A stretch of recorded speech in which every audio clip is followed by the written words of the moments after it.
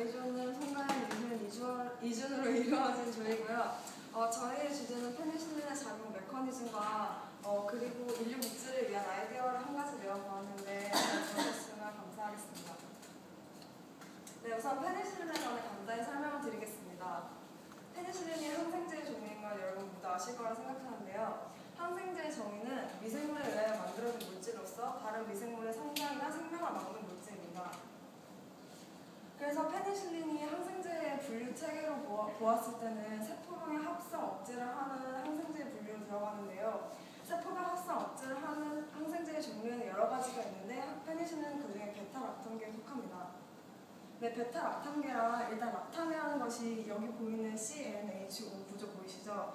이 구조에 연결되어 이 구조를 포함하고 있는 분자들을 락탐계라고 하는데요. 그 락탐계에 연결되어 있는 고리가 사각 구조의 경우에는 베타락탐계로 분류를 하는데 이 베타락탐 고리 같은 경우에는 산소 3개와 질소 하나로 이루어진 고리라고 볼 수 있습니다.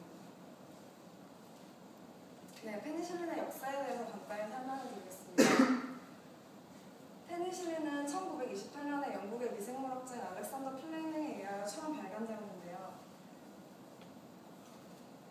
네, 이 사진이 처음 발견되었을 때의 사진을 기록으로 나타낸 것인데요.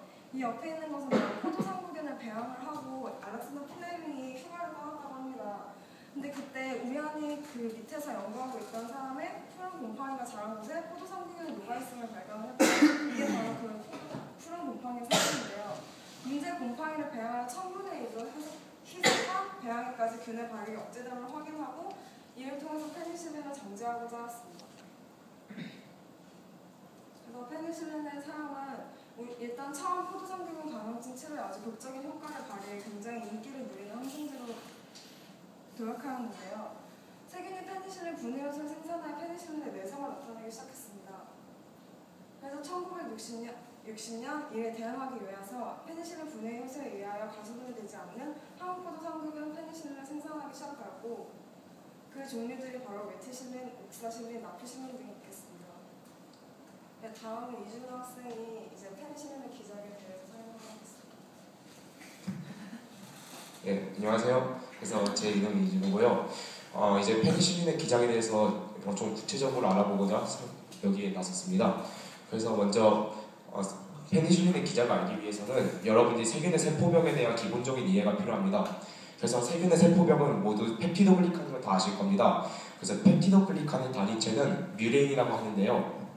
아래 그림에서 보실 수 있다시피 여기 세포벽이 있다면 이것이 뮤레인입니다.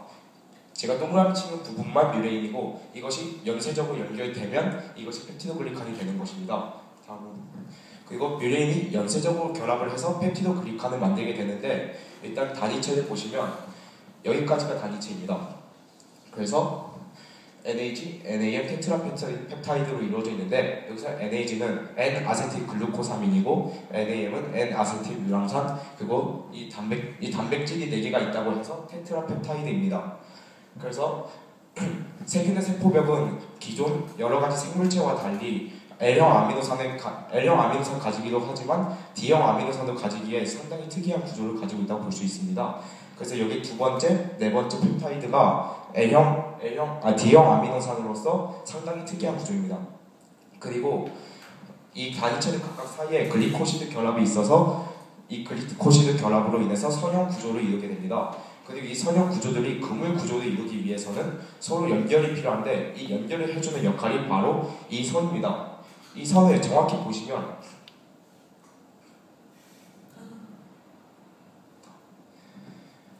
아까 그림에서 보셨다시피 이 주황색 선입니다. 이 주황색은 글리신이라는 단백질 5개 연결된 구조인데요. 이 단백질이 L-리신과 D-알라닌을 연결함으로써 그물 구조를 형성하게 됩니다. 여기서 페니실린의 기작이 나타나게 됩니다. 페니실린은 펜타글리신, 즉 글리신 5개 있는 구조의 합성을 억제함으로써 세포벽이 그물 구조를 만드는 것을 방해를 합니다. 그럼으로써 세포벽의 그물 구조를 만들지 못하기 때문에 구멍이 생기게 되고 구멍이 생기면서 상투합에 의해 물이 세포 안으로 들어오게 됩니다. 그러면서 세포가 점점 커지고 그리고 터지게 됩니다. 저희가 준비한 동영상 한번 보시죠. 세포가 터지는 모습을 볼 수 있습니다.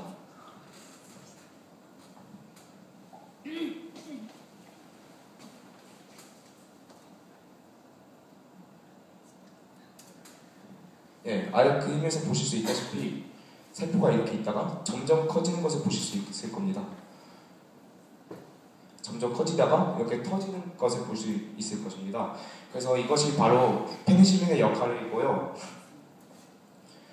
저희 주제가 아무래도 약을 통한 인류 복지인 만큼 저희도 약을 통해서 어떻게 인류 복지에 기여할 수 있는가, 그리고 그의 어떤 방법을 제시할 수 있을까 하고 고민하다가 저희가 아주 미미하지만 아주 현실성이 떨어지는 아이디어일 것 같지만 저희의 아이디어를 한번 제시해보고자 합니다.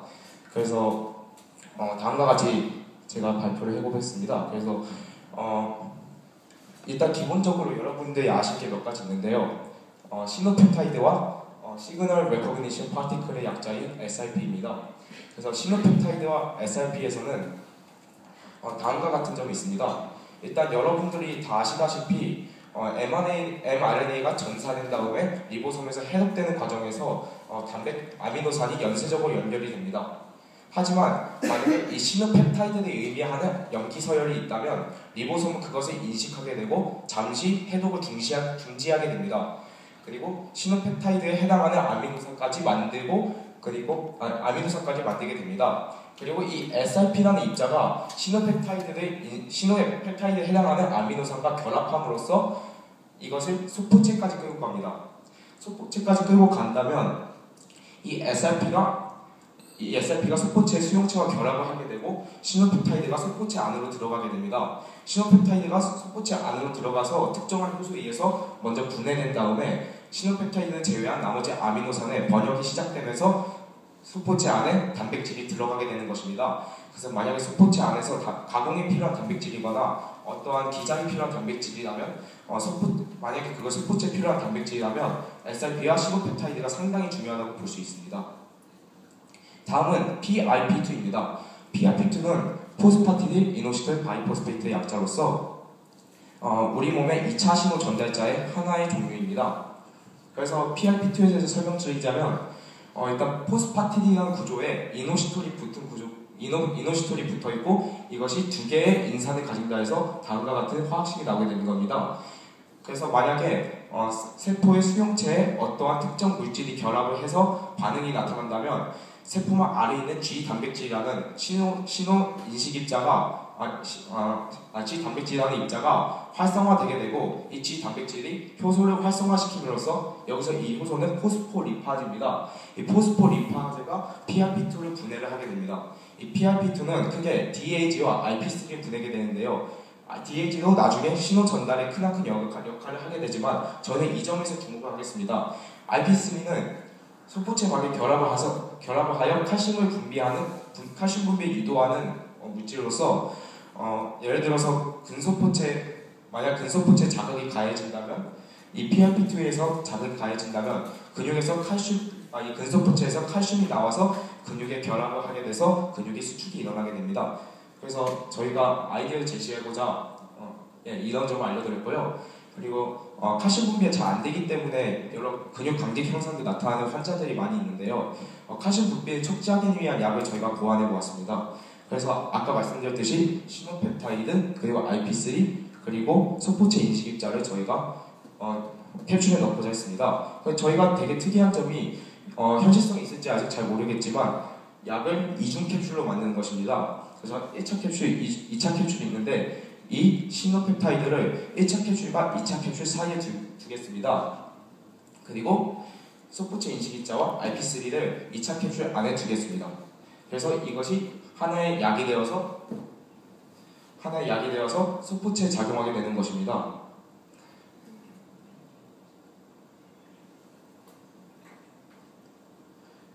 그래서 정확한 기장을 알려드리자면 먼저 1차 캡슐이 먼저 분해가 된다면 1차 캡슐에 끼어 있었던 시노펩타이드가 노출이 될 것입니다. 이 시노펩타이드가 노출이 된다면 세포에 있었던 SRP가 시노펩타이드 결합을 하게 될 것이고 이것이 소포체로 끌고 가게 될 것입니다.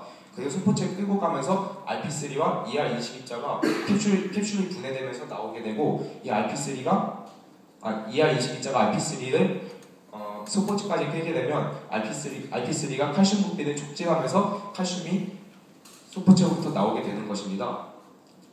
그래서 그래서 칼슘이 만약에 분비가 된다면 물론 저희가 생각하기에는 이거는 장기적인 효과를 노릴 수 있는 약은 아닌 것 같습니다. 왜냐하면 칼슘이 설령 분비된다 하더라도 이것은 상당히 단기적으로 쓰일 것이고 그 양도 상당히 많아야 하기 때문에 그것이 장기적으로 써야 되면 그 양이 상당히 많아야 하기 때문에 만약에 순간적으로 근육 강직이 나타나거나 순간적으로 어떠한 증상이 나타난 환자에게 즉각적으로 투입하기 위한 약으로 쓰여야 할 것이라고 생각합니다. 그래서 이것이 저희 아이디어였고요. 뭐 인류복지 어떻게든 뭐 기여를 했으면 좋겠습니다. 이런 점이. 그래서 네, 이것으로 저희 발표를 마치겠고요. 감사합니다.